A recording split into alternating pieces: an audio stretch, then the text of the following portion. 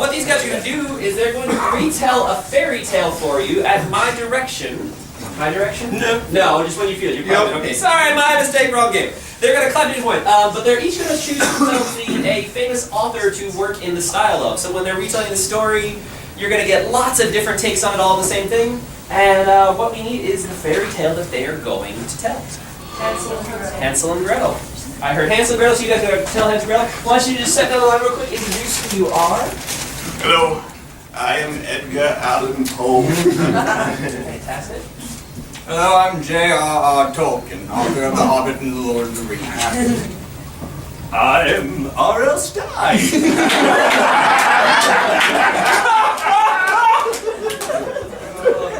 Good afternoon, civilians. Tom Clancy, author of military fiction like The Hunt for October.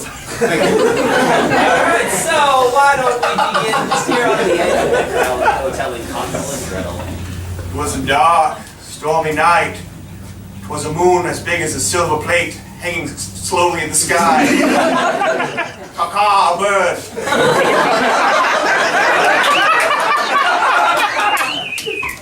One of the birds from the Southland, which are followed up by the great bird Lord Allan, who did journey here into the Westlands, as you know, in the 12th century. Being that he was a bird and not a man, he had many friends. He had many forests in the land of Wenhu. But nevertheless, did he not know that on such a journey on this night, He was to be beset by terrorists that very day. Come in.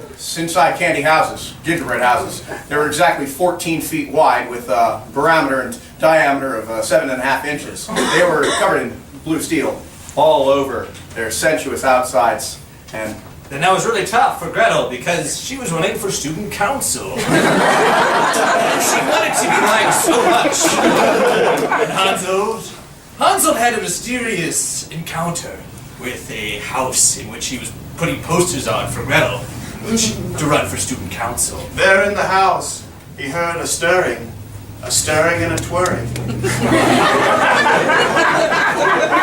Clomp, clomp. 2 feet. Clomp, clomp. 2 feet. Who there?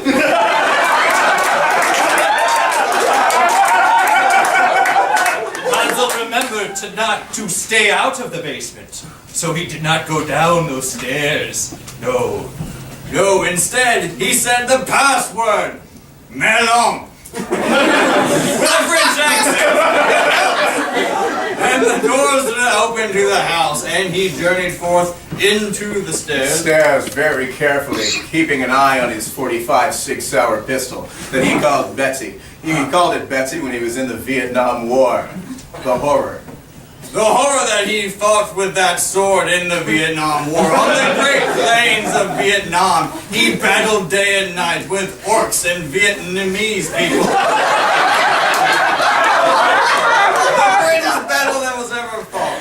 Here, now, faced with his most terrible future, a woman dressed in white opens the door to the shanty house. and she suddenly turned into a weird, gross thing. And it freaked them all out, and they ran. And he was super scared. They ran along the road that Hansel had wisely put several improvised explosive devices on. She was killed instantly. And that's all.